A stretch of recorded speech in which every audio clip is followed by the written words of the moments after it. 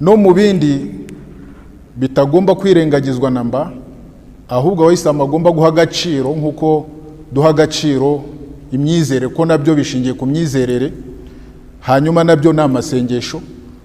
Ni ikibazo kirebana n'umuco n'uburere. Umuco n'uburere, abantu barasari, abantu bafite n'imyizerere, ariko wagera ku kibazo kirebana n'imyitwarire n'imico iranga bamwe, ugasanga ihabanye n'uko Ubuislamu duhamagarira guhagarara ku kibazo kirebana n'umuco. Mvuge ku muco rero, ikintu kirebana n'imico myiza ni mu mahame akomeye Imana yadushishikariza muri Qur'an, ndetse n'intumwa y'Imana iziyashimangira. Niyo mpamvu mu mvugo y'intumwa y'Imana yavuze iti bu'istu li utammima makarima al-akhlaq.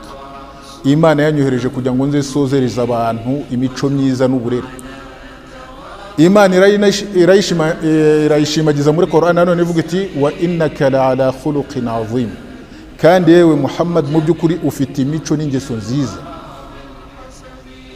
Abayisilamu rero abemera Imana igihe icyo ari cyo cyose baba bagomba gutera ikirenge mu kirenge cy'intumwa y'Imana Muhammad sallallahu alaihi wasallam, biga imico yayiranze n'iyaranze abasanyanyendo, kugira ngo natwe dukurikize uwo murongo. Kubera ko uko waba umeze kose, waba uri umuhanga waminuje, waba uri umukire w'igitangaza, waba ukomoka mu muryango sinzi wahe, iyo ubuze umuco ntacyo ufite.